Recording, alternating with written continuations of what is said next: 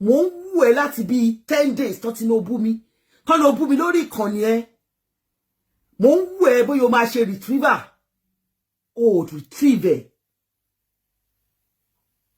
ta ló bí ẹ o gbádé bí pé o sá Kọ́lá Adénúgà kí ni mo rà lọ́wọ́ ẹ kí ni mo rà lọ́wọ́ ẹ I have always looked for your upliftment. I will come to your platform, project your platform. Màá tún wá sọ̀rọ̀ lórí platform ẹ. Màá gbé lárugẹ, màá support nǹkan tó bá ń ṣe. Lórí ọ̀rọ̀ Lizzy wọ́n ló bẹ̀rẹ̀ sí ní bú mi. Stop it, Kọ́lá Adénúgà. Stop it. Má jẹ́ bínú sí ẹ tán. Mo wọ́n ẹ bí mo ṣe wọ́n Dorcas. Mi ò ever bọ́ síta rí kí n wá sọ pé nǹkan báyìí ló yẹ kí oníkálùkù yín ṣe. Ẹ̀yin tẹ́ ń bú Lizzy, mo wá pé call yín síta rí. Mi ò call yín síta. Ẹnìkan tí mo call síta pé ó bú Lizzy, ó ní Tókunbọ̀ Abọ́dẹrìn. Ó dẹ̀ ní bó ṣe wá ta Lizzy níta. Nígbà tí ọ̀rọ̀ owó gbà lọ́wọ́ ẹ̀ mọ́. Bó ṣe ṣe. Kọ́lá Adénúgà, má jẹ́ gbọ́. Má jẹ́ gbọ́. Ó fi mí cruise ni o. Ó bú mi ni o. Tàbí o kí ẹ fẹ́ porúkọ. Má pe orúkọ mi mọ́ ní orí platform ẹ. Má pe orúkọ mi mọ́ ní orí platform ẹ nítorí pé màá bẹ́ ẹ ta tán. Má wojú mi sọrí pé ó ti ń pọ́n. Sọrí pé ojú mi ti ń pọ́n. Má jẹ́ ìbẹ́jẹ́ kí ojú mi kó yí ìdàkejì sí ẹ. Tinútinú ni màá fi bẹ́ẹ̀ jà. Torí pé ó jẹ́yàn ọkọ tó jẹ́ pé mo fẹ́ràn tí mo dẹ̀ respect ìwọ lẹ́nu ẹ. Tọ́lá ní kò lò sọ fún ẹ pé kò dákẹ́. Nígbà tó ti ń bú Lizzy ṣe mo dọ́dọ̀ ẹ. Mi ò ever ta sí ẹ. Mi ò ever sọ̀rọ̀ ẹ. Kò síyàn kankan. Stand tó wù yín lẹ take. Stand tó dẹ̀ wù mí ni mo lè take. Who the hell do you think you are? Láti sọ stand tèmi fẹ́ take fún mi. Ṣé kìí ṣe pé ẹ ya wèrè ṣá? Ṣé kìí ṣe pé ẹ ya wèrè? Àbẹ́lẹ̀ ìtàn ni pé kó rap mọ́ igbó. Ó wá mú ìtàn ni kó rap mọ́ igbó, ó fi wẹ̀. Èyí tó wá ní kó wẹ̀, ó rap ẹ̀ mọ́ igbó. Orí ẹ̀ wá ti fẹ́ dàrú. Kọ́lá Adénúgà. Wọ́n náà ń fẹ́ mi pa lórí platform ẹ bóyá bí ìjẹwàá. Àwọn èèyàn pè mí. Mo wá bí àdúrà ni mo wá bí tí mo ti lọ gbàgbára wá. Mi ò dédé wá fún yàn. Mi ò dédé wá fún yàn rárá. Yíwọ́ ẹ̀ sọ̀hún. Yí ọwọ́ ẹ̀ sọ̀hún gidi. Yí ọwọ́ ẹ̀ sọ̀hún. Àpò mi ti bẹ̀rẹ̀ pẹ̀lú ẹ. Yí ọwọ́ ẹ̀ sọ̀hún. Mo kàn wá já ẹ ní wọ́nì ni. Tó bá jẹ́ pé lè tán ni kó mú ló fi wẹ̀. Ìwọ àti Tókunbọ̀ ẹ lè jọ máa ṣòṣì tó ń ṣe yẹn. Má ṣe dọ́dọ̀ mi. Mi ò dórí platform ẹ láti wá sọ nǹkan tó yẹ kó ṣe fún ẹ. No volume bí ti bá wo. Bọ́lẹ̀ ti rí volume. No volume bí ti bá wo.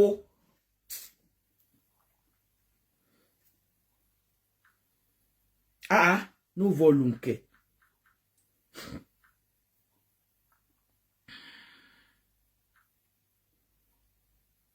Volume, kò sí volume bí ti bá wo.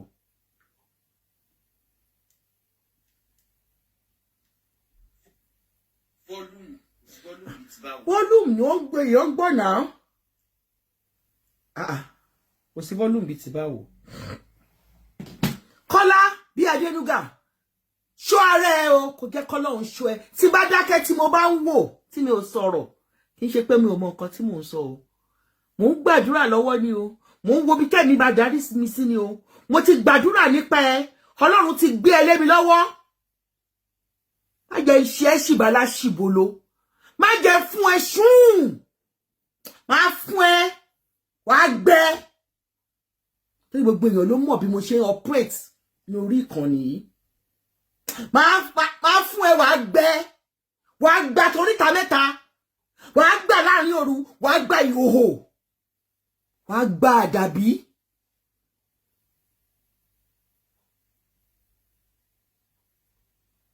wàá gbà àdàbí ṣé wọ́n ìtọ́ fún ẹ pé kò fi wẹ̀ ló lọ mú ni wọ́n fún ẹ ní wọ́n nílò má pe orúkọ mi mọ́ ní orí platform ẹ mi ò fẹ́ gbọ́ tó bá dẹ̀ sọ fún mi láti alẹ́ yìí lọ wàá gbà ọjọ́ 7 péré ni mo máa fún ẹ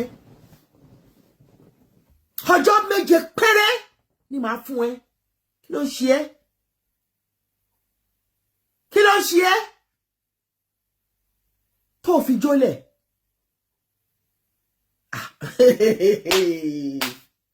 ṣé torí mo dẹ̀ wá dákẹ́ so quietness mi yẹn or my gentility you want to turn it into something else not that I don't know what to say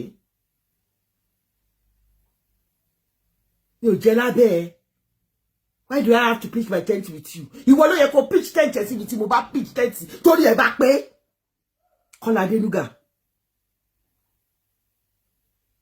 tí orí ẹ bá pé wọn ló yẹ kó wà níbi tó yẹ kí n bá wà ìmí á lọ máa lè káàsì ẹ òun bú ọmọ tèmi òun ṣépè fún ó pè lólè ó gbogbo ẹ láti January àbí February tí ọ̀rọ̀ yẹn ti ṣẹlẹ̀ bẹ́ẹ̀ ló ń ṣe mi ò ìdọ́dún ẹ mo boycott ẹ mo dẹ̀ ń ṣe tèmi lọ you still have the audacity and the effrontery to come on your platform to come and call me out.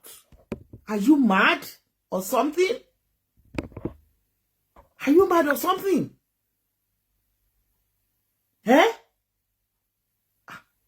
Ay kí wé ṣọmọ lọ́wọ́ ẹ mọ́ o. Ó fohùn yẹn sílẹ̀ fún ẹni. Ìwọ àtàwọn quarter kẹ́ máa bá ti yín lọ. Kẹ́ máa ṣe ti yín. Tó bá bá yín lára, ó bá yín lára náà nìyẹn. Kí ló dé tábàbá ni tábàbá ni wọn la bá ní ṣọ̀tá mọ́ agbọ̀nà ẹ̀bùrú yọ sí yín ẹ̀yin ọlọ̀tẹ̀ apákọ̀ ọlọ̀tẹ̀ yín máa kú ẹ máa kú gbé ẹ̀yin ọlọ̀tẹ̀ tó kù sẹ́yìn etí yín máa di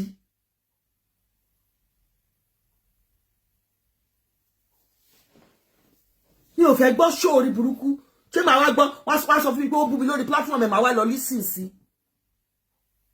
I won't go and listen to it. Àwọn tó wá sọ fún mi ẹ ṣé tí wọ́n di ní. Wọ́n ṣe wá sọ ẹ̀ fún mi ní 2 months ago. Wọ́n ṣe wá sọ ẹ̀ fún mi 2 months ago. How what do you think you are? Kò ṣọ́ ara ẹ. Kò ṣọ́ ara ẹ. Lórí ọ̀rọ̀ Lizzy, ìwọ máa jó lọ síbi tí wọ́n ń jó lọ. Kò jẹ́ kẹ́mi máa jó lọ síbi tí mo máa ń jó. Kò sí kankan tó kàn ẹ́. Mi ò ever wá pè èèyàn kankan pé lórí Lizzy bó lẹ dúró sí. Ara o. Bí tèmi dúró sí ni mo mọ̀. How do you have to call me out? Àwọn ìyá méjì, àwọn ìyá mẹ́ta, àwọn ìyá 5. Èyí tẹ́ kìí ṣe yẹ. Ẹ jókòó síbì kan. Kó ká kókó mú stand ẹ̀. Orí platform mi nìyí. Bó ṣoṣù kan ni mo lè jáde síta. Fine. I have my day job. Mi ò dẹ̀ kí ń ṣe self-employed. Àwa ń ṣiṣẹ́ fún yàn ni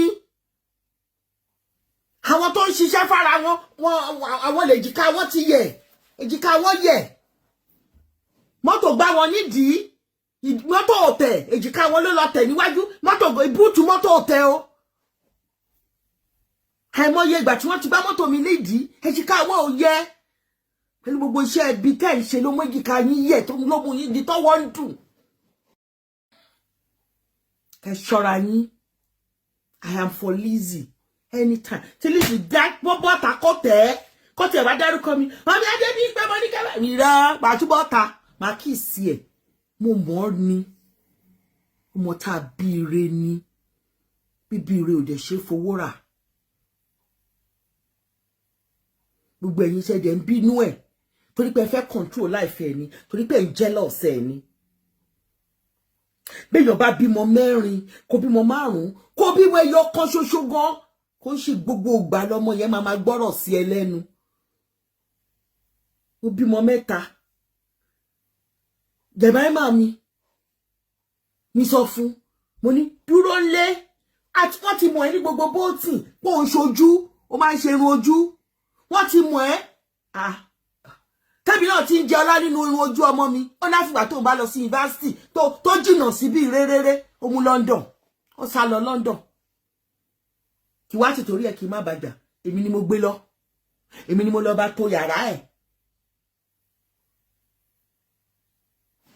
láti jẹ́ tó ti lọ ọ̀sọ̀ọ̀sẹ̀ ló ń wálé bámi cook jollof rice èmi náà sì ṣe é dé mi ti torí ẹ̀ sọ fún pé ṣe bí mo ní pé kó má lọ London ṣe bí mo ní pé kó má lọ London kí má ṣe jollof rice fún mo má ṣe fún ó wù ní once you are 18 we can only advise and it's not compulsory that you must take my advice. Lizzie is more than 47 years old. If I advise her and she does not take my advice, that does not mean I should disown her.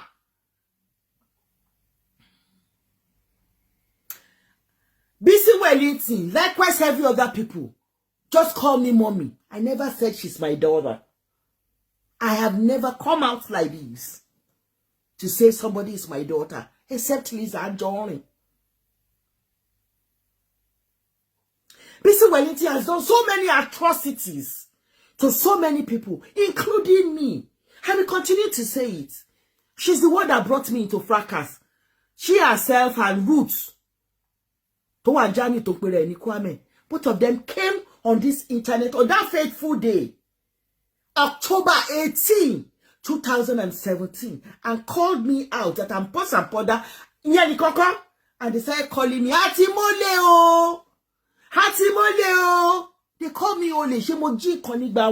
Do you think Ole is a very good stigma? Lẹ́yìn ìgbà yẹn, forgiving them. Times without number. Mi ò mọ root rí. Ó ti sá wọlé ńsìn tó bá ti lóyún ẹlẹ́sìn rí ẹ̀. Tó ń sí tọ́kiri tí mo ẹ̀rí gbẹ́ntọ́ tẹ́nu ẹ̀rí gágádá. Á sá wọlé. Kọ́ má bà ti bí oyún mu. Á sá wọlé. Á purọ́ pé òun ṣe exam kan. Lẹ́yìn ìgbà yẹn, ìwọ Bísí yìí, òun ṣe show ńjọ́ kan, ó ní kàn máa pè wọlé o, àwọn tó bá mọ nǹkan nípa biscuits. Mo pè, mo dẹ̀ sọ fún ẹ pé mo fẹ́ wà anonymous. Ó record mi. Gẹ́rẹ́ tó kúrò ní camp tí biscuit wà ńgbà yẹn. Tó bọ́ sí camp tó jẹ́ pé anti biscuit ni, ó gbóhùn mi jáde. Ó ṣe so many things, so many ìbàjẹ́ ló ṣe fún mi, but mo fojú fò dá. Nígbà tó call mi, tó ju gbogbo nǹkan tó ṣẹlẹ̀ sí ẹ, tó jù sí mi, ó pe Lizzy Anjorin, Lizzy Anjorin ní mọ́mì, nǹkan tẹ́ lè ṣe fún mi ní pé ẹ jọ̀ọ́ ẹ bá mi support ẹ. Mo ní okay, màá support ẹ, màá lọ sí court. Àbó gbọ́ pé Lizzy fún mi lówó, àbí wọ́n fún mi lówó. Nígbà tí mo lọ sí court ẹlẹ́ẹ̀mejì, lóbìnrin kan fún ẹ ní $100 ló send ẹ sí mi tó jẹ́ £75. Tí bá lọ sí court case kan, I spent more than £150 to £200. Owó ara mi ni mo fi lọ, mo dẹ̀ ti bá ẹ lọ lẹ́ẹ̀mẹrin tí ó bá jẹ́ márùn. I'm doing it. Tí bá ṣe nǹkan fún yín, I don't look for reward. Ọwọ́ Ọlọ́run ni reward mi ti wá. Ọlọ́run dẹ̀ favor mi ní gbogbo bí tí n bá lọ. Lizzy Anjorin is my daughter. Mo advice ọmọ mi tí mo bí, tí mo fòbò mi bí. Mo ní dúró sí Bolton. Course tó fẹ́ ṣe wà ní Bolton. Kó dẹ̀ lè máa ṣe irun ojú. Tó bá ṣe irun ojú kan, pé a ṣe eyelashes, àwọn high-tech eyelashes wọ̀nyẹn ni, is £45. Tó bá ṣe, at least ó ń ṣe bí 10, ó ń ṣe 8 per week. Mo mọye tó ń fi ilẹ̀ ẹnu ilé. Mo ṣe advice ọmọ mi kó dúró sí Bolton kí lè ní kébì náà máa rí kọ́bọ̀kọ́bọ̀ tó ń gbọ́n lẹ̀ nínú owó ẹ̀. Ọmọ mi ní òun lọ London. Ṣé kí n wá ti torí ẹ̀ kí n kọ́ lẹ̀ ni? I can only advise. Yes, I don't know. It's not enabled. It's not enabled, my darling Trusayer. I lè advice ni. Taba advice. Èyàn mọ̀ pé a ti advice. A good friend we always say, I did not tell you. Rí mi pé mi ò kí dá sí láti ìgbà tí mi ò dá sí ẹjọ́ celebrity. Mẹ́ta péré ni mo ti dá sí. Bàbá Ìjẹ̀ṣà àti princess. Kí ló lè kí n dá sọ́dọ̀ Bàbá Ìjẹ̀ṣà nítorí RAPE tó wọnú ẹni of a girl child, of a vulnerable child. And that is why tí mo fi dá sí. Flashback. Louis bí àmàlà sports yẹ. Chepeteri. Ìyàwó bàbá Bẹ́ndì lọ́ra jẹgẹjẹgẹ. Ṣebí odidi ọmọ ìkókó lórí mọ́lẹ̀ síbẹ̀. Odidi ọmọ ìkókó lórí mọ́lẹ̀ síbẹ̀. Anything tó bá ṣe lórí social media, ẹ jẹ́ kálukú defend rẹ̀.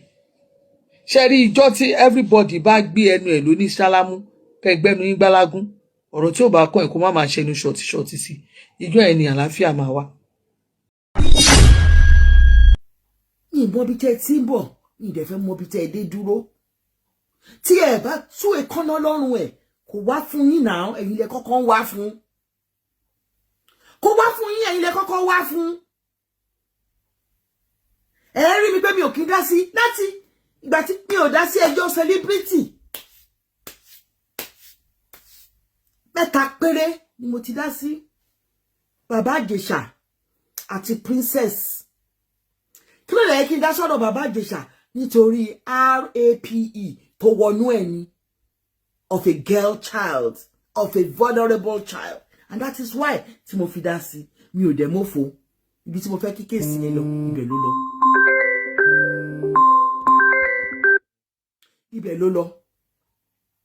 Ibi tí mo fẹ́ kí kéèsì yẹn lọ, ibẹ̀ ló lọ. So ẹ mú ẹjọ́ ti Bàbá Ìjẹ̀ṣà àti princess kúrò ńbẹ̀. Tí Lizzy Anjorin ní 2000 and bóyá 22 àbí 21, 2020 àbí 21, I can't remember the year she got married.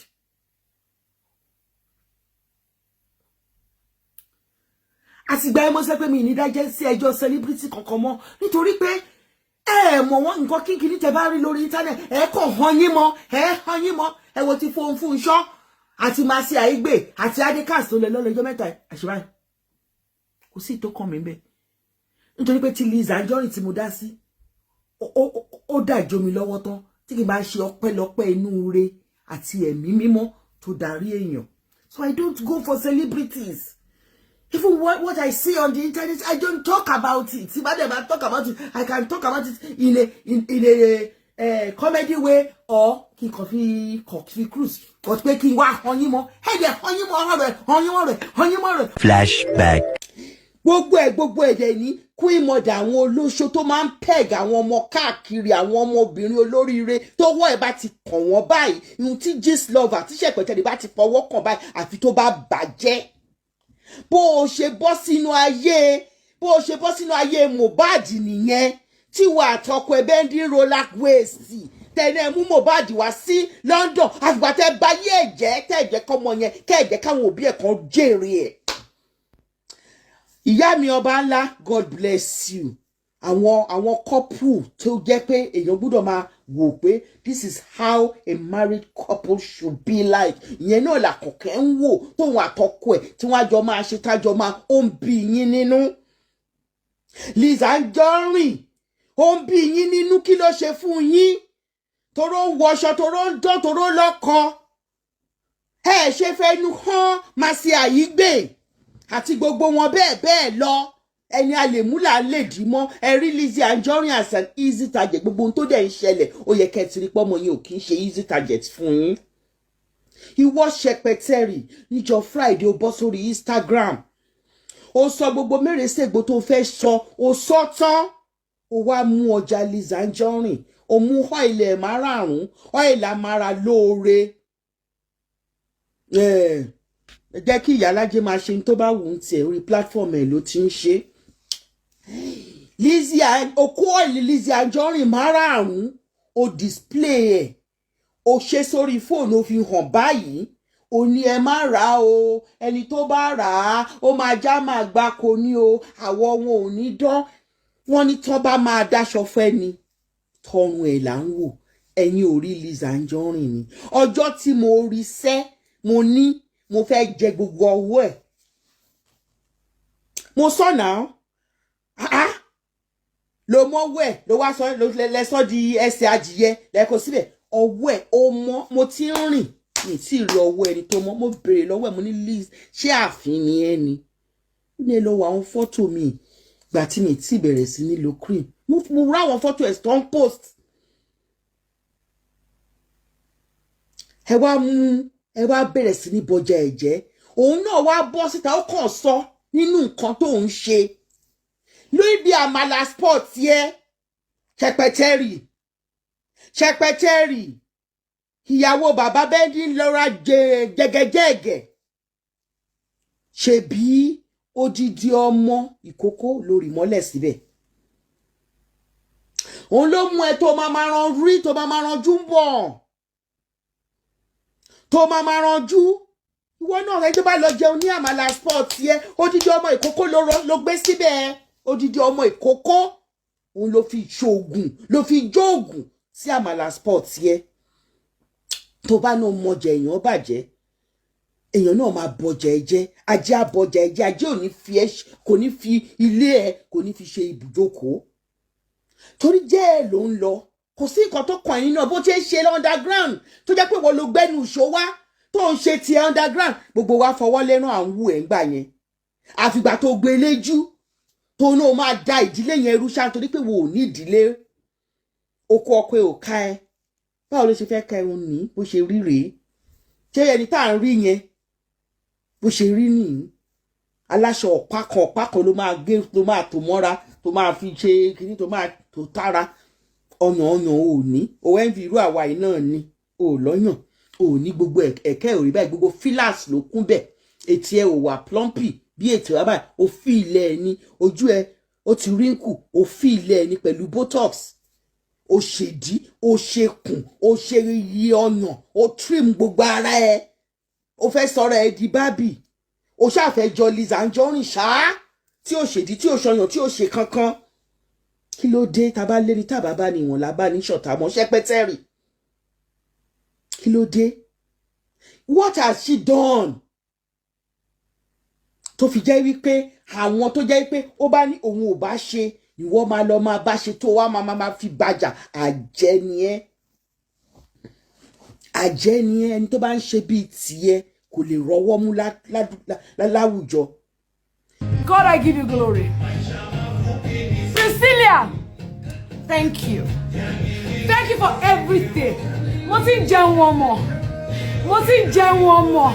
Ẹ̀yin ayé ẹ bá mi dúpẹ́. Mo ń jẹun ọmọ o. Priscilla, thank you. Thank you for making me happy. Thank you for graduating when you graduated. Thank you for being a strong woman. Ó ṣé tó bá mi mọ́kọ gidi wálé. Ọkọ alálùbáríkà. Ọkọ olóríire. Juma Jokes. Thank you for loving my baby. And for coming from a wonderful family. Because your family is wonderful. Family ẹ̀gbọ́n ló fẹ́ Priscilla. Ìfẹ́ yẹn ti pọ̀ jù. I want to say thank you. Èṣù àníwọ̀n àníyàn ò ní bàjẹ́. Àníyàn ò dẹ̀ wà ní túká. Gbogbo ẹnikẹ́ni tó bá rọ burúkú sí yín ẹnìkan. Burúkú máa jẹ́ tiwọn. On a steady ni burúkú máa jẹ́ tiwọn. Ní agbára Ọlọ́run tí a ò gbọ́dọ̀ pè jẹ́rìí rọ. I thank you all. Lórí sádẹ̀ tá a bọ́ sí ìdánkọ́lọ̀ gbọ́pẹ́ wa. Lórí mọ́mí squatty kọ́lọ̀ gbà yé wa. Aláṣọ àdúrà. Ó ga o. Ẹ gbádùn. Ẹ dẹ̀ ń jókòó sórí prayer pastor Òjó. Ẹ ráwọn àdúrà tán máa ń pè ní. Ẹ rí pé kò bá yín lára mu. Ó ń ṣiṣẹ́ against yín. Bí pé kán ní kọ́lọ̀ ń ba tọ̀tá jẹ́. Kán ní kí olórí burúkú àṣebí kọ́lọ̀ kó dáná sun wọ́n. Kọ́lọ̀ má gbọ́ pé olórí burúkú bíi ti yín mà. Àdóbí pé aláṣọ àdúrà. Ẹ wá lọ ń gbarú àdúrà bẹ́yẹn. Irọ́ ni òun gbà. Ká ló ń gbà ni. Wọ́n máa ní rí mọ́ lórílẹ̀. Ẹ yawere gan o. Ẹ síkì. ẹ sì kì gan ìlara dẹ̀ báyé yín jẹ́ torí pé ìgbà ẹ̀yin náà lẹ báyé Lizzy dẹ̀ débi tó dé yín ó dà pé ó ṣẹ̀yìn mo ti sọ́rí Lizzy ṣẹ̀yìn orí yín burú gan o ẹ dẹ̀ bẹ̀rù Ọlọ́run ẹ bẹ̀rù ọjọ́ àti sùn ẹ ṣiṣẹ́ lẹ̀ kí sàárè yín bá lè níná nínú ẹ ṣiṣẹ́ lẹ̀ káwọn ọmọ yín lè bá túbọ̀tán tó dáa ẹ wá ṣiṣẹ́ lẹ̀ káwọn ọmọ yín kán lè bá rọ́nà lọ ká má wàá béèrè ẹ̀ṣẹ̀ títí yín lára títí wọn. Adóbímpé Mrs. Cotton ẹ bẹ̀rù ìṣẹ̀dá ẹ tiẹ̀ níbẹ̀rù Ọlọ́run náà ẹ̀yin tẹ́lẹ̀ sọ pé ẹ máa ṣe nǹkan kan séèyàn lẹ́yìn ọjọ́ méje ẹ wá ń sọ̀rọ̀ bí Ọlọ́run bẹ́ẹ̀ ni tó rú pàṣà lẹ́nu yín ní tó rú pàṣà lẹ́nu yín ayé yín ò dáa o ayé yín ò wuyọ̀ ẹ jẹ́ Ọlọ́run ṣì máa gbọ́pẹ́ wa lórí yín wèrè tẹ́ já ẹ̀ náà Ọlọ́run ṣì máa gbọ́pẹ́ wa mama ń kì í sẹ́ẹ̀tì.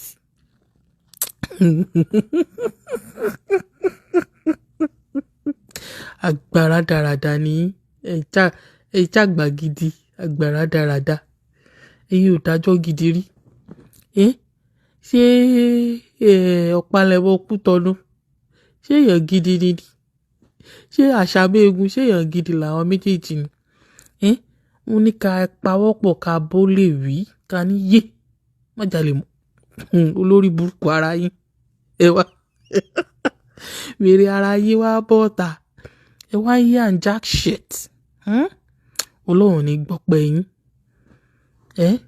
ẹ̀yin dẹ̀ lélẹ́yìí bẹ́ẹ̀ ṣe wà ẹ máa jókòó kírun ni ẹ̀yin lè forí balẹ̀ mọ́ gbogbo ẹ̀ wá bá yín mo rò pé tó ìlú tẹ̀wá yẹn ṣe mọ̀ pé atẹ́gùn bẹ̀ máa yàtọ̀ tó bá fẹ́ síyàn lórí tó bá jẹ́ pé ibilẹ̀ ń gbé bọ̀ níbi tẹ́ ti ń bọ̀ ó yẹ kọ́pọlọ yín ti kú náà àwọn lẹ ti pẹ́ lu òyìnbó ṣàbàwá ní ọpọlọ yín ló wà ní glasses tẹ́ máa ń dé sójú ni ẹ sọ̀rọ̀ gidi rí o lè dún mọ́ta pẹ̀lẹ́ tí ẹ ò wèrè you will forever be olè ara ẹ. When court dismissed the case or whatever, right? That didn't mean that they cancelled the judgment over you. It's still on you. You still ole ló máa jẹ́ olè ìdúmọ̀tà. Lizzy Anjorin olè ìdúmọ̀tà forever and ever. Olè ló lè a máa jẹ́. Ibi báyìí náà tó bá ti mú ẹ àwọn ìlú yìí náà diaspora tó bá ti mú ẹ lólè olè yẹn náà ni ó máa wò bó bá fẹ́ lọ gbaṣẹ́ gan wọ́n máa gbé síbẹ̀ pé olè lẹ́ni yìí o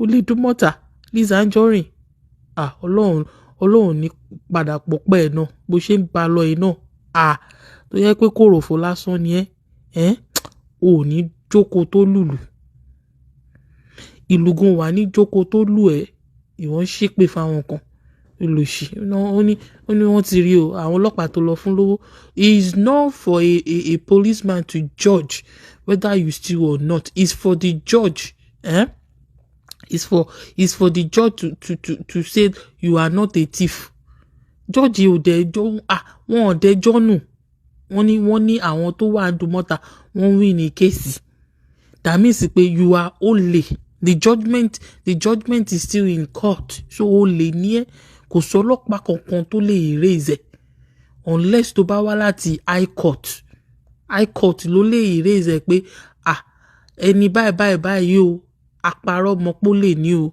ṣùgbọ́n as Lizzy Anjorin o olórí burúkú of our time o olè ṣì náà ní ẹ olè ní ẹ you will be forever be olè ìdúmọ̀tà ọ̀pálẹ̀mọ́ Kútọ̀nù òfòjọ́rìn wọ́n gẹ̀kọ̀ olórí ibú sọ̀rọ̀ ojúrí funfun ọmọ òfò olùṣì àbí ìpàbẹ́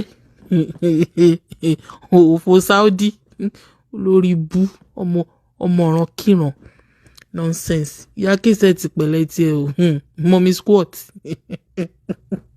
òbò bí pé aláṣọ àdúrà ọlọ́run ní gbọ́pẹ́ wa lórí ẹ̀ ọlọ́run ní gbọ́pẹ́ wa lórí kankan nù yín ẹ̀yin olófò oníbàjẹ́ aláyé játijàti ẹ̀yin tó yẹ kó fi máa ṣépè fún nǹkan ẹ̀yin lórí burúkú dédé yìí ẹ wo ẹ ṣáà ṣòfò yín kọ́dún yìí tó parí kọ́lọ́ bá wa gba yín síbì kan nonsense people idiotic ẹ bọ̀ ẹ̀mí mi máa fún yín ṣe o ẹ̀mí máa tọ́ yín sọ́nà a kú bó ṣe ń lọ ẹ̀yin ọmọ violent student ẹ jọ lórí àdóbé pé aláṣọ àdúrà ẹ jọ ẹ fún jẹ bóyá yẹn máa set brain ìyá kèsè ta lè délẹ̀ díẹ̀ because ó ráì pé first stage of dementia náà wà first stage yẹn náà wà kò brain wọn bí bóyá kò tí ì wọ bí 70% ẹ dẹ̀ mọ̀ tó ń jáde báyìí òṣùpá tí mú ń ta sundown so ọpọlọ wọn ò ní ṣiṣẹ́ déédéé ẹ kàn lè fáwọn náà jẹ díẹ̀ but àǹtí ọ̀pálẹ̀mọ́kú tọnu ó lè dún mọ́ta ẹ fún gbàgbós kò nídìí kí brain ẹ reset mọ́ but gbàgbós yẹn ó máa dà ẹ ṣe gan ó dàbọ̀. everybody ṣàlàáfíà ni Àkànkẹ́ pre-order gbé fún múlẹ̀ Àkànkẹ́ pre-order Lizzy Anjorin ó ti gbé pé Àkànkẹ́ pre-order Lizzy stop ṣe bẹ́ẹ̀ náà òun pa irọ́ Lizzy òun pa irọ́ múlẹ̀ òun pa irọ́ o mi ìrírú ẹ rí òun pa irọ́ ká má parọ́ ká má jalè òun pa irọ́ Mecca VVIP ibi tó bá Saudi àbọ̀dẹ̀ lélẹ̀ ni Àkànkẹ́ pre-order àwọn tó bá fẹ́ ra lẹ̀ gan pre-order lẹ̀ náà rà nígbà tí wọ́n bá san payment ló ṣẹ̀ṣẹ̀ bá wọn lọ wálẹ̀ tí wọ́n á tà fún wọn ṣùgbọ́n náà ti jọ́ kan tó lọ ṣe fídíò ilẹ̀ níbì kan táwùsá yẹn sọ fún ẹ pé àwọn ò gba pictures tó ń sọ pé bó lo èso òyìnbó burúkú yẹn o our own land is down my soldier is here ọ̀tọ̀ ní tán bí ọ̀tọ̀ ní tó ń dán Àkànkẹ́ pre-order ò ráyé wá o foko sinmi foko yawere wàhálà ayé ń ṣe ẹ́ wà dẹ̀ máa parọ́ wà dẹ̀ máa lu gọ́ọ̀tì parọ́ mi ìrírú ẹ̀rí gọ́ọ̀tì yẹn pọ̀ gan wà dẹ̀ máa parọ́ bí ẹni pé a parọ́ bí ẹni láyìn ẹkùn ọkọ̀ òkè mi ìrírú ẹ̀rí in short mi ìrírú ẹ̀rí foko sinmi Alákànkẹ́ pre-order Alákànkẹ́ jack of all trade mo ti ẹ̀ gbọ́ wọn ní new godmother Adóbímpé bí àṣà Látìfù Adóbímpé wọ́n ní iṣẹ́ tó ní pọ̀ gan pé tí tírélà 5 bá wọ ibi tí wọ́n ti ń jálùbọ́sà àjà tòmítò pé wọ́n ló ní 3 àbí tírélà 10 náà dẹ̀ pé wọ́n ló ní 3 àbí 4 bẹ́ẹ̀ ṣé o tún tata ni dóònà ọmọ aláta náà ló jọ ná ṣé òun tata mọ́ ni ó ń ṣe méje mórí kan jack of all trade master of nonsense ìyá Adóbímpé sọ bẹ́ẹ̀ o wọ́n sọ bẹ́ẹ̀ wọ́n ní iṣẹ́ ẹ pọ̀ gan-an mo kàn fi 2 àbí 3 hàn wá ní 2 àbí 3 yẹn ò dẹ̀ jọra wọn mo rí bọ̀dá dọ̀dọ̀yọ̀ náà àwọn náà kó nu site boot bẹ́ẹ̀ ní tẹ́pọ̀ lè mọ̀ bẹ́ẹ̀ ni kò mọ̀ nǹkan tá ń ṣe ń bẹ̀ awitẹ̀ wálẹ̀ nìkan wá o wọ́n ní client láti UK báàgì wọn 1960 ni ìṣọ́ra kí mo rí báàgì ẹnu àwọn old picture grandma mi láwọn picture tán máa ń yà fún black and white ńgbà yẹn náà kó nú àǹkárẹ́ wọn fi rán gown wọn àjọ parun wọn àjẹ èèyàn akọ̀yìn sí wọn gan àfi bíi ti kinní Àkànkẹ́ pre-order funny enough ni pé nǹkan tí mo rí lára ẹ ni pé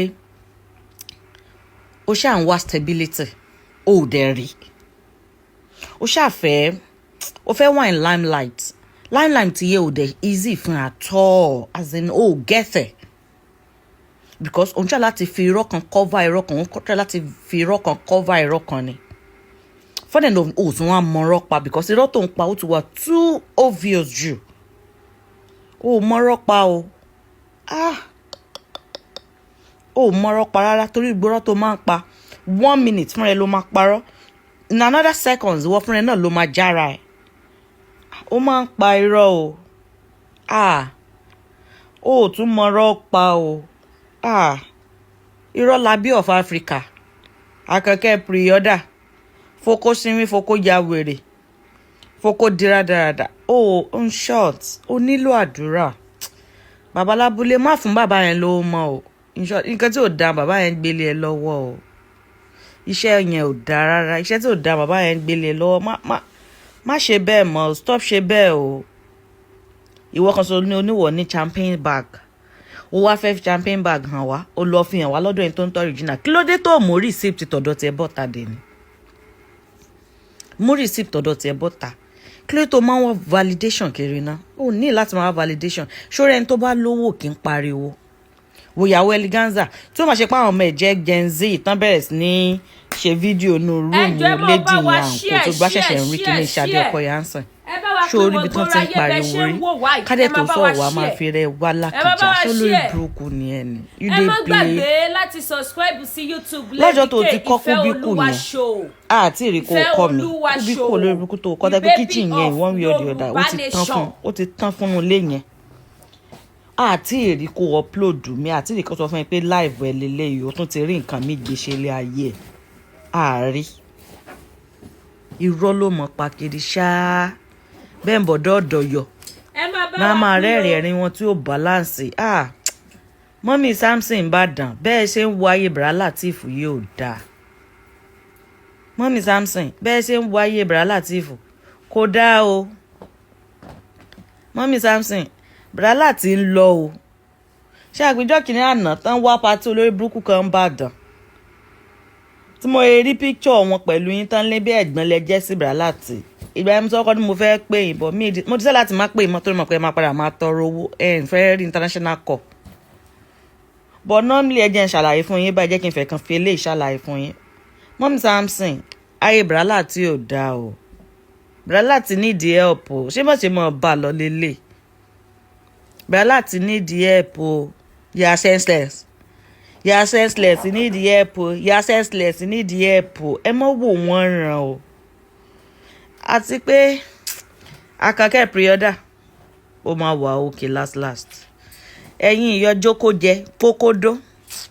Ayé ń ti ta. Wàláì ayé ó ti ta pa o. Ìyá Kẹsẹ̀t okun tó jíǹde ṣé ẹ tún ti jí ni? Àròpẹ́ ti lọ ni. Ẹ tún ti jíǹde. Ẹ ní bọ́m̀bẹ́ o. Ẹ ní bọ́m̀bẹ́ o. Adóbímpé. PNP náà ló tún fẹ́ mú náà dùn. Wá ṣé ògbáyé ló fẹ́ mú gùn ni. Ẹ bá mi gbélé. Ṣé mo lò ti di girama? Iye olómi lábẹ́ ṣé ògbáyé ló fẹ́ mú gùn ni. Ọmọ káàárọ̀ oòjíire ṣe ń kẹ́kọ̀ọ́. Ṣé ajágbèdò ẹ lọ ni? Ogun social media. Ó nídìí help o. Kò ní í jà wá o. Kò ní jẹ́mi àti gbogbo ẹ̀yin olólùfẹ́ mi. Gbogbo ẹ̀yin ti Lady K Ìfẹ́ Olúwa show. Ogun social media ò ní jẹ́ wá láṣẹ Èdùmàrè. Abẹ́rí pó lẹ́tìkẹ́. Gbàs gbàs lọ́tún lọ́sì. Ó wá di pakurumọ́ ilẹ̀kẹ̀ já koríkosùn pakurumọ́. Mo kí gbogbo ẹ̀yin ìyá mi ẹ̀yin bàbá mi gbogbo ẹ̀yin ọmọkọlẹ̀ kò tó jíire gbogbo ẹ̀yin olólùfẹ́ Lady K Ìfẹ́ Olúwa show. Ẹ ṣé ẹ kú ìfẹ́ tí mo fi mú wá fún yín. Lọ́lọ́kan òjọ̀kan tẹ́ fi ń bá mi wò ó. Ẹ jọ̀ọ́ ṣáà ń kẹ́kọ̀ọ́. Ṣé gbogbo yín máa ń rántí ọ̀rọ̀ tí mo máa ń sọ? This is what they call social media. Social media máa fún ẹ ní orúkọ oríṣiríṣi. Social media máa fún ẹ ní ìwà oríṣiríṣi. Social media máa fún ẹ ní ìrònú lọ́pọ̀lọpọ̀. Wàá ronú ohun tó ti là kọjá, ibi tó dé dúró, ohun tó ń face. Social media máa ṣí ẹ níyè.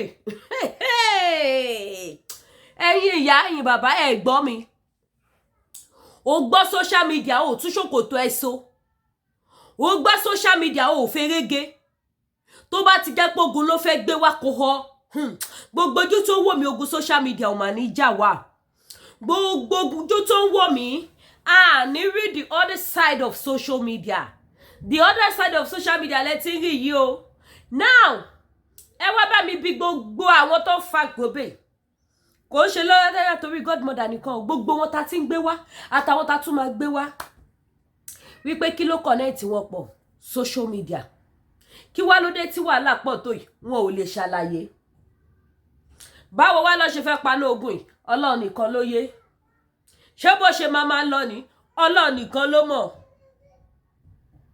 bí nǹkan bá ṣe lọ lọ́sẹ̀ kan èmi àtúndìde ẹ̀yin ìyá mi ẹ̀yin bàbá mi gẹ́gẹ́ bí mo ṣe máa sọ ẹjọ́ ẹlẹ́jọ́ ọ̀rọ̀ ọlọ́rọ̀ Ọlọ́run má fi gbá wangi lẹ́nu ṣé wá rí mo fẹ́ fi àsìkò yìí ṣe àdúrà kan gbogbo àwọn tí ogun social media ń jà lọ́wọ́lọ́wọ́ báyìí Ọlọ́run ọlọ́jọ́ èní á bá wọn paná ẹ̀ nítorí kì í ṣe nǹkan tó dáa gbogbo àwọn tí wọ́n rí ìdojúkọ kan tàbí méjì lórí social media Ọlọ́run á fòpin sí á ṣẹ́gun wọn dògo wọ́n á dẹni tó máa jókòó ẹ̀ tó máa wọ pé ṣé mi náà ni mo ní fọkànbalẹ̀ báyìí èmi ni mo dẹni tí wọ́n pariwo mọ́ báyìí èmi ni mo dẹni tí wọ́n sọ lórúkọ mọ́ ẹ̀mí àti ìwà tó máa fi lè dé level yẹn Ọlọ́run á yọ̀ǹdẹ̀ fún wọn bó ṣe jẹ́ nìyẹn ẹ má gbàgbé gbogbo ẹ̀yin mọ́mì mi ẹ lè fẹ́ lọ sí party ẹ wá wò pé aṣọ wo lẹ fẹ́ wọ̀ tailor disappoint yín àbí ẹ̀ tí ẹ̀rí tailor bá yín ránṣọ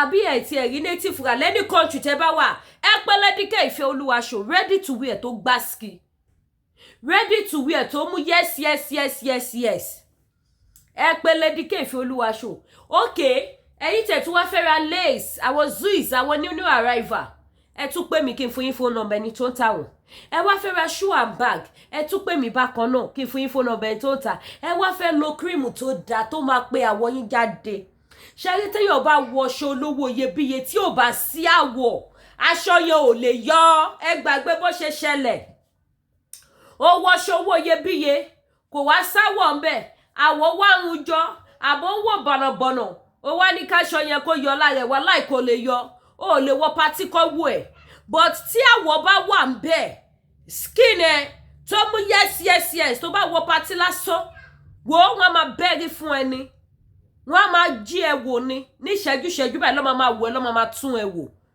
kì í ṣaṣọ tó wọlé lómi wò skin ẹ ni báwo wá lẹ ṣe lè get irú skin bẹ́ẹ̀ ẹ pè mí lórí WhatsApp number ẹ jẹ́ kí n fún yín ní phone number iléeṣẹ́ Danari Skin Care ní ìlú UK ṣé ọṣẹ ìwẹ̀ lẹ́fẹ́ ni àbí tójú àbí body cream irú kọ́lọ̀ wo lẹ́fẹ́ kọ́lọ̀ wo ni kọ́lọ̀ títí yín ẹ jẹ́ kí n gbọ́ any kọ́lọ̀ tẹ́ bá ti fẹ́ ló wà available ní iléeṣẹ́ Danari Skin Care bó jẹ́ ọ́ìlì ni ọlákọ ló wà bí ìbọn ẹ má wo ti kámẹ́rà fóònù mi mo máa ń sán gbogbo ìgbà tẹ́ bá rí mi wọ́n lọ́wọ́ ẹ mọ̀ pé ó dùn ó ta lẹ́nu ó kọjá bẹ́ẹ̀ tí ó bá dùn tí ó bá ta lẹ́nu ní àní máa polówó ẹ̀ láti 4 years ó dùn ó ta lẹ́nu ó kọjá bẹ́ẹ̀ ó kọjá rádaràda so bí yẹn ṣe jẹ́ nìyẹn ẹ̀yin tẹ́ tún wá fẹ́ lo oògùn jẹ̀díjẹ̀dí diabetes ẹ fẹ́ kóná bo váàbù mọ́mí àbí ti sísítà bó tútù ṣe dé yìí ẹ pè mí kí n fún yín ní phone number iléeṣẹ́ TL